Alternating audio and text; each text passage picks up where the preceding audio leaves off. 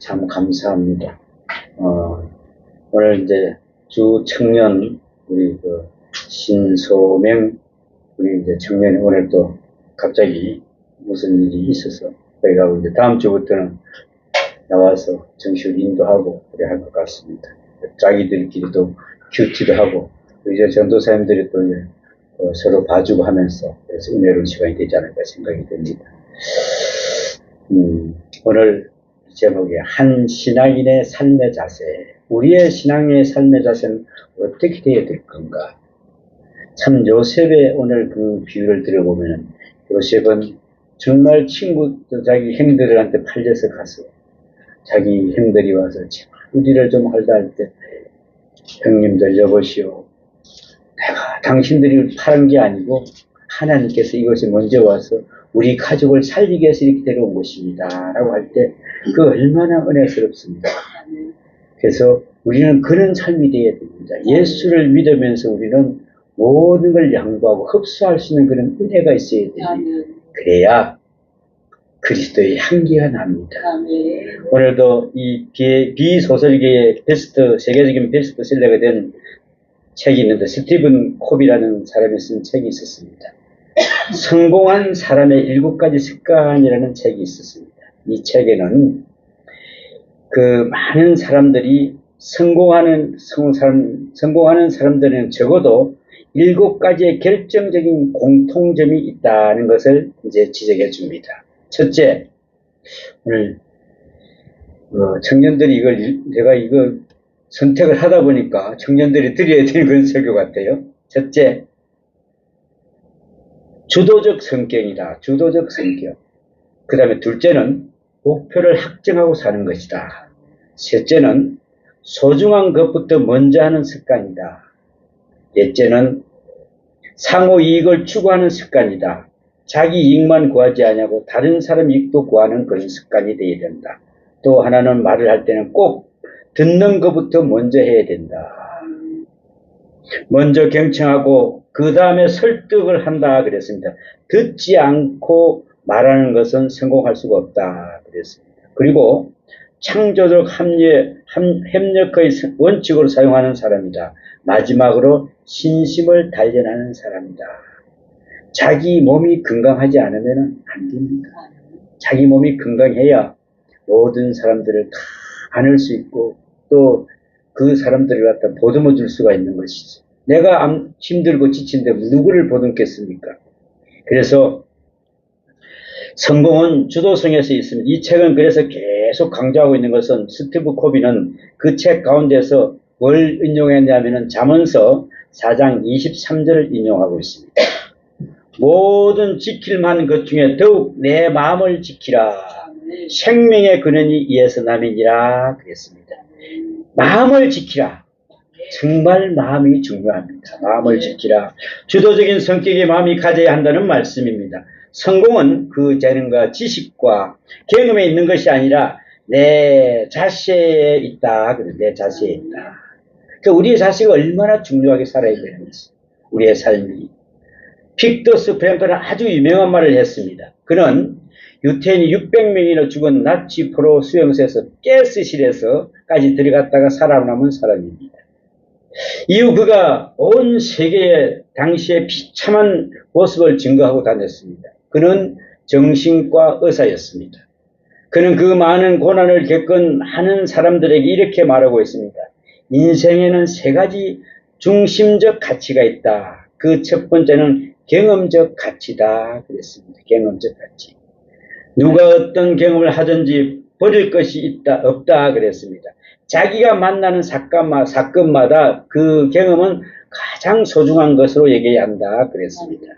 거기에 가치가 있다. 두 번째는 창조적 가치다. 창조적 가치. 어떤 경우에서든지 새로운 일을 창조하는 창조적 가치를 잊어서는 안 된다. 그랬습니다. 마지막으로 3번째가 중요합니다. 그것은 태도적 가치다. 태도적. 가령 누군가가 불치병에 걸렸다고 합니다. 자, 병 걸려 죽는 것은 억울하게 생각할 것도 없고 어떻게 생각하면 고칠까 몸부림칠 것도 없다 그랬습니다. 죽는다고 하는 사건 앞에서 이제는 현실을 받아들이면서 내 태도가 어떠해야 하는가 하고 태도적 가치가 매우 귀한 것이라고 역설하고 있습니다. 그렇습니다. 대부분 사람들이 환경의 지배를 받습니다. 그러나 성공적인 사람은 환경의 지배를 받는 것이 아니라 환경을 지배한다 그랬습니다. 환경을 지배한다. 환경을 탓하지도 않고 환경을 원망하지도 않습니다. 성공적인 사람은 자기에게 주어진 현실이라고 하는 환경을 언제나 최선의 기회로 삼는다 그랬습니다. 내한테는 이 기회가 최선의 기회가 아닙니까? 여기서 최선을 다해야 됩니다, 여러분. 우리 젊은이들도 그렇습니다. 내가 오늘 가지고 있는 이 자체가 뭔가, 내가 여기서 최선을 다해 이 길을 이겨나갈 것이다 할 때 여러분의 미래는 탄탄대로가 될 줄 믿습니다. 예. 자, 이것이 주도적 인간이라 주도적 인간이다. 아무도 원망하지 않는다 그랬습니다. 내 책임을 남에게 돌리지 않는다. 환경 때문에 누구 때문에 생각을 하지 않는다. 언제나 내가 주인이다 그랬습니다. 그러나 내가 주도합니다. 그리고 내가 주도를 합니다. 모든 것이 내 책임이다. 그렇게 받아들이는 것이 그러한 태도가 바로 자세가 인생을 성공적으로 이끌어간다 그랬습니다. 주인이 어떤 사람이 주인이라 그러죠?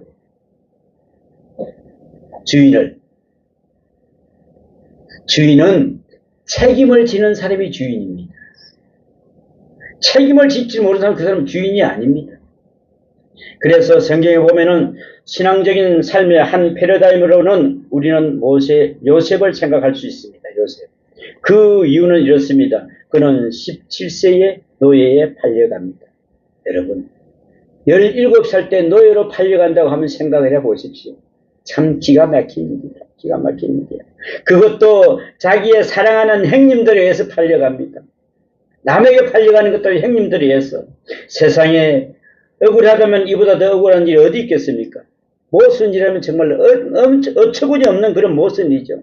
제약이라면은 최악의 제약입니다. 차라리 죽여버릴 것이지. 일생 동안 새 사슬에 묶여서 노예 생활을 시켜서 죽어가는 모습을 생각해 보세요. 정말 얼마나 잔인합니까? 아무 탈 없이 멀쩡한 사람이 귀한 인생을 일순간에 노예로 만들어버린 걸 한번 생각해 보십시오. 그러니 이러한 비참한 일이 또 어디 있단 말입니까? 그러나 그는 현실을 원망하지 않았습니다. 그는 17세의 노예로 팔려갔고 13년 동안 많은 고생을 했습니다. 마침내 당시의 최대의 강국인 애국의 총리가 됩니다. 그야말로 해피엔드입니다. 해피엔드. 가장 크게 성공한 사례가 아닐 수가 없지 않습니까? 우리는 이 패러다임을 깊이 한번 생각해 봐야 합니다. 독일의 철학자 이마누엘 칸트는 이렇게 이야기합니다. 인간은 일생 동안 언제나 세 가지 질문에 도전을 받고 이에 응답하며 살아가야 한다 그랬습니다. 첫째는 무엇을 알 수 있는가? 지식에 대한 도전입니다. 세상에 꼭 알아야 할 것을 알아야만 하지만 알지 말아야 할 것을 알아서 잘못되는 사람이 참 많습니다. 이 많은 지식의 세계에서 내가 꼭 알아야 할 것을 알 때, 쓸데없는 것을 많이 알 때, 꼭 알지 말아야 할 것을 알 때 그의 운명은 각각 달라진다 그랬습니다. 둘째는 무엇을 해야 하는가? 강한 도덕성의 도전입니다. 너는 그것을 할 수 있다. 왜냐하면 그것을 해야 하기 때문이다 그랬습니다. 반드시 행해야 할 일을 행해야 하는데 하지 말아야 할 일을 할 때에 대놓고는 뒤에 가서 후회하고 뉘우치는 사람이라면은 얼마나 딱한 노릇입니까? 어차피 다 하는 것은 아닙니다. 꼭 해야 할 일, 마땅히 해야 할 일을 해나가는 사람에게는 지혜와 성공이 있다는 것입니다. 또 하나는 무엇을 소망하고 있는가 물어봅니다. 무엇을 바라보고 사는가 하는 질문의 도전입니다. 소망을 재정비해야 한다는 것입니다. 내 소망은 어디에 있습니까? 그리고 내가 엮어나가는 현실적인 미래를 의미를 가진 것은 또 무엇입니까? 영원한 가치가 있는 것입니까? 아니면은 항상 우리는 소망을 새롭게 해야 됩니까? 여러분, 우리는 늘 바른 인간에 가는 길을 우리는 말씀으로 따라서 소망을 향해 따라가야 합니다. 여러분, 오늘 본문에 나타난 요셉의 참모습을 한번 보십시오. 그는 우리는 요셉의 얼굴을 못 보았지만 요셉의 인격에서 오늘 본문을 알 수가 있습니다. 그는 가거의 노예가 되었지 않았습니다. 가거의 노예가 아니었습니다. 지난날에 생각해보면 정말 복장이 터질 노릇입니다. 복장이 터질 노릇. 아버지의 사랑을 특별히 받던 요셉이 형님들의 질투와 시기 때문에 이렇게 비참해졌습니다. 저는 그걸 경험을 해봤습니다. 제가 사남 5녀의 막내였거든요. 근데 우리 형이나 누나들이 아무 이유 없이 나를 괴롭힐 때가 있어요. 왜 그러냐 보니까 아버지 앞에 가서 내가 겸상을 하고 자기들 못 먹는 걸 내가 먹으니까 이게 질투가 나는 거예요. 근데 요셉은 색동저고리를 입히고 맨날 자기 형들은 저 양치기를 보내서 자기는 안 보내서 얼마나 화가 났겠어요. 그 형들은 그냥 미운 거예요. 그냥 미워지는 거예요. 그랬습니다. 노예 생활을 하게 됩니다. 그러나 지난날을 생각하면 얼마나 마음이 아프겠습니까? 그러나 그는 노예 생활을 하지 않았습니다. 몸은 분명히 노예지만은 확실한 노예였습니다만은 노예된 과거로부터 그 마음을 항상 자유했습니다. 노예인데 노예가 아니었습니다. 보세요. 그는 미움을 받았습니다. 그러나 남을 미워하지는 않았습니다. 그는 있을 수도 없는 엄청난 과거로 인해서 억울하고 한이 맺힙니다. 그러나 한의 노예가 되지 않았습니다. 여기에 위대함이 있다는 것입니다. 만약에 내가 팔렸다 그러면 한이 팍 우리 형님들 그걸 어떻게 그러면 내가 죽이겠다고 생각했는데 이런 게 전혀 없었습니다. 지난날에 잘못된 것 그것을 생각하면 억울하고 분하고 원통해서 아무 일도 못할 것이요. 이것처럼 답답한 일이 또 어디 있습니까?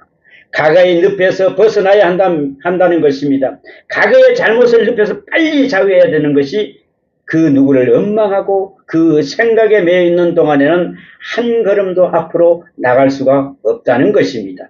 원한과 억울함과 한이 있습니다. 그러나 이 한의 노예가 되어서는 안 된다는 것입니다. 그래야 과거로부터 온전히 자유할 수가 있는 것입니다. 또한 미래가 문제입니다. 모든 문제는 소망의 문제입니다. 그런데 인간적으로 생각해보면 전혀 소망이 없습니다. 노예는 노예입니다. 일생 노예입니다. 일생 노예. 노예로 죽을 것입니다. 비참합니다. 참 비참한 삶입니다. 그러나 요셉은 절망하지 않았습니다. 왜요? 하나님을 믿고 낙심하지 않았는가 그렇습니다. 네. 한번 보세요. 하나님께서 사람에게 주신 기능 가운데 아주 중요한 기능이 있습니다. 그것이 바로 뭐냐면은 이성이라고 하는 것입니다. 이성은 판단 능력과 추리 능력을 가졌습니다. 선과 악, 옳은 것과 그런 것을 판단할 수 있는 능력이 바로 이성에 있습니다. 또한 이 이성은 미래를 추리합니다. 어떻게 되면 저렇게 될 것이다. 내일이 또 어떻고 내년이 어떻고 다가올 미래가 어떻고 이렇게 생각하는 추리하는 능력을 가지고 있습니다. 그런데 이성이 병들고 이성이 타락하고 이성이 악마의 손에 있을 때는 생각이 달라집니다. 언제나 절망적으로 판단한다는 것입니다. 그래서 공부하는 학생들이 열심히 하지 않는 이유는 간단합니다. 왜요? 해보나 말하라고 생각하기 때문에 그렇습니다. 사람들이 진실하지 못한 것은 진실해봤자 소용없다고 생각하기 때문에 그렇습니다. 잘 나가지 않는 것은 다 모아봤자 얼마나 되겠냐 까짓까 하면서 마셔버리고 말지라고 하기 때문에 다 버린다는 것입니다. 그래서 대개 보면은 소위 문제아라 하는 아이들이요 머리가 엄청나게 좋은 아이들입니다. 미리 일생을 다 살아버린 아이들이 똑똑한 아이들입니다. 이러이러하니까 장가도 못 가고 취직도 못하고 뭐 어쩌고 지레 끝났다고 생각하는 그런 아이들입니다. 너무나 머리가 똑똑해서 그렇습니다. 바로 여기서 그 생활이 흐트러지는 것입니다. 여러분. 요셉 그는 노예입니다. 노예로 살다가 노예로 죽어갈 사람이었지만은 그는 미래를 담담하게 보지 않았습니다. 그것이 바로 신앙적인 삶의 자세였습니다. 또한 현재적으로 요셉을 보세요. 그는 노예입니다. 그런데 최선을 다하는 노예입니다. 제가 요셉을 좋아하는 이유가 바로 여기 있습니다. 노예는 노예인데 우등생 노예입니다, 여러분. 우등생 노예. 여러분 어디 가서 우리 우등생 돼야 됩니다. 그렇지 않습니까? 그렇습니다. 진실하게 정직하게 살아서 주인의 힘을 받는 노예입니다. 여러분, 노예가 주인이 되려고 바득바득 애쓸 필요도 없어요. 노예는 노예된 인생을 일단 마스터해야 주인이 될 수 있는 것입니다. 그런데 1학년도 마치지 않고 대학으로 뛰겠다고 합니다. 이거 정말 어리석은 생각이죠. 여러분, 인생에 있어서 우등생이 되어야 한다는 것을 한번 생각해 보십시오. 현실을 가장 귀한 기회로 사용해서 현실 안에서 최선의 우등생적인 인생을 살아야 된다는 것입니다. 저는 그렇게 생각합니다. 시골 학교든 서울 학교든 좋은 학교든 나쁜 학교든 상관없이 어디든지 우등생은 우등생입니다. 그죠? 있는 처지에서 최선을 다한 거 아니겠습니까? 내가 저번에 어떤 뉴스를 보니까 저 전라도 어느 시골 섬에 있는 아이가 서울대에 합격을 했어요. 거기서 그 아이가 1등이었었어요. 왜? 수시 입학으로. 아, 어디든지 1등 하면 되는 거예요, 여러분. 저기 시골 학교 나왔다고 그런 소리 하지 마세요. 응? 거기에 의미가 있다고 생각합니다. 어떤 청년이 목사님한테 와서 상담을 합니다. 그는 소위 인류대학을 나오고 큰 회사의 취직의 시험에 합격해서 들어갔는데 다른 누구보다도 진급이 굉장히 빨랐습니다. 그래서 기적적으로 높이 승진하여 벌써 이사 자리까지 올라가 버렸습니다. 그런데 어느 날 갑자기 그가 이제껏 전공했던 과목과 전혀 업무와 관계없는 방향으로 사업이 진행이 됩니다. 그는 회사에서 필요 없는 사람이 되었습니다. 하루아침에 직장을 잃어버립니다. 그리고 목사님 앞에 와서 목사님 저는 너무나 억울합니다. 분합니다. 난 어떻게 살아야 할까 하고 고소를 합니다. 목사님은 이렇게 대답합니다. 인생을 질적으로 사세요. 그렇습니다. 우리는 질적으로 살아야 됩니다. 양적으로 보지 말고 질적으로 보고 다시 시작하는 것입니다. 인생이라는 것부터 다시 시작하는 것입니다. 라고 상담을 합니다. 그는 남다른 각오를 갖고 어떤 회사에 뭐로 들어갔을까요? 경비로 들어갔습니다, 여러분. 자, 그 대기업 이사가 경비로 들어갔어요. 거기서 인생 공부를 합니다. 나가고 들어오는 사람에게 인사를 하면서 겸손을 배웁니다. 아, 인생이라는 거 이런 것이구나 하고 느낍니다. 마침내 그는 생각을 합니다. 내가 직접 회사 일은 하지 않지만 이 회사의 직원들이 기쁜 마음으로 일할 수 있도록 능률적으로 일을 할 수 있도록 분위기를 만들어야 되겠다. 그래서 그는 아침에 일찍 출근해서 항상 친절하게 직원들마다 저 밑에 맞다지고 어서 오십시오. 안녕하십니까? 라고 늘 좋은 아침입니다라고 인사를 합니다. 그러던 어느 날 그 회사의 회장님이 봐도 그 청년 얼굴이 너무 좋으니까 불러놓고 이야기를 나눕니다. 그리고는 그 청년에게 당신은 아주 훌륭한 사람이라고 이야기를 하면서 이 회사의 이사가 되어달라고 부탁을 합니다. 결국 청년은 그 전보다 더 좋은 회사에서 일을 할 수 있게 됐다는 바로 실화입니다. 여러분, 내가 내 것을 낮아질 때, 거기서 내가 최선을 다할 때, 이 사람은 다시 회복될 수 있는 것을 볼 수가 있는 것입니다. 여러분, 실직했다면 실직자로서 우등생이 되시길 바랍니다. 내게 주어진 현실을 원망하지 마시고 그 자리에서 우등생이 되세요. 며느리는 며느리로서의 우등생, 아버지는 아버지로서대로, 어머니는 어머니대로, 시어머니는 시어머니대로, 가난하면 가난한 대로, 부하면 부한대로 현실 속에서 가장 우수한 사람으로 가야 된다는 것입니다. 그런데 옛날로 돌아가 보면 정말 실은 노예에게는 도덕성이 없습니다. 주인이 하라는 대로 하면 됩니다. 노예 주제에 무슨 종교니 진실을 말합니까? 노예는 도덕이 없어요. 가라면 가고 오라면 오고 죽으라면 죽이는 것이 노예입니다. 그럼에도 불구하고 요셉은 노예가 된 자기 신분에 상관없이 자기 정직함을 가졌습니다. 이것이 바로 요셉입니다. 요즘도 보면은 가난하기 때문에 나는 도덕과 관계가 없다. 너무나도 억울하기 때문에 나는 도덕의 제외다라고 생각하는 사람들이 있습니다. 잘못된 생각이죠. 저번에도 자기 집에 가서 너무나 억울함을 당한다고 그 칼을 들고 나서 같이 다 죽고 다 죽자 그러면서, 또 어떤 사람은 지하철에서 불을 지르는 사람이 있는가 하면은 참 도덕적으로 나는 제외됐다고 생각하는 그런 사람들이 있습니다. 보세요. 가난하고 눌리고 억압받는 사람들은 도덕적 책임을 지지가 않습니다. 그러나 나와의 상관이 없다고 하는 데서부터 문제가 되는 것입니다. 자기의 억울한 생활이 자기의 부당한 생활을 다 정당화시킬 수 있다고 착각을 하고 있습니다. 그러나 하나님 앞에는 그렇지가 않습니다. 요셉은 현재의 신부로로 봐서나 도덕이나 진실, 신앙을 물을 것도 없는 그런 인간이었습니다. 그러나 그는 하나님 앞에 성실했습니다. 파스칼의 유명한 말이 있습니다. 사람은 세 가지 질서를 갖는다. 신체의 질서, 돈과 쾌락과의 권력을 목표로 한다. 정신적 질서, 지식과 진리를 추구한다. 사랑의 질서, 이것을 오직 신앙 지향적인 세계에서만 얻을 수 있다 그랬습니다. 오늘 본문의 말씀에 보면은 강조하고 있는 대목을 바로 보십시오. 하나님께서 어떻게 하신다고요? 그와 함께하며 그랬습니다.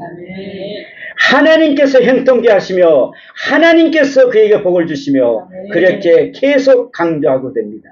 우리가 하나님께서 복 주실 때, 하나님께서 함께 하실 때 하나님께서 우리가 메인자가 되어야 된다는 것입니다. 요셉 때문에 하나님께서 뭐하고요? 뭘 한다고 그 집에 복을 내리십니다. 여러분, 보디발이 이것을 알았습니다. 분명히 저 사람 때문에 우리가 복을 받고 있구나 합니다. 하나님께서 우리에게 복을 주신다는 걸 깨닫게 된다는 것입니다. 그래서 불과 17세의 소년이 그 집의 총무가 되는 것을 볼 수가 있습니다. 집안의 모든 것을 마땅하는 신임 받는 노예가 된다는 것입니다. 믿을 수 있는 노예, 진실한 노예가 됩니다. 그리고 이 코스가 끝난 때 분명 그는 총리라고는 다른 코스로 향하게 된다는 것을 알 수가 있습니다. 요셉은 신앙으로서 모든 것을 극복했습니다. 그는 온유하고 충성되고 최선을 다하는 사람이었습니다. 그의 마음은 항상 자유했습니다. 노예지만은 하나님 함께 하신 그 자유를 늘 만끽하고 있었다는 것입니다. 누가 하라해서가 아니고 시켜서가 아니었습니다. 무서워해서도 아니었습니다. 다만 신앙적, 인격적으로, 주도적으로, 자원적으로, 창조적으로 살았습니다. 마침내 하나님께서 그를 높이신 것입니다. 창세기 45장 5절에 그의 유명한 신앙 강적이 있지 않습니까? 당신들이 나를 판 것이 아닙니다. 그랬습니다. 참, 나 같으면 그들 왔을 때 저거 빨리 감옥에 집어넣어야 됩니다. 나는 이랬을 겁니다. 그런데 당신들은 나를 판 사람이 아닙니다. 우리 가정을 위해서 하나님께서 나를 먼저 이리로 보내신 것입니다.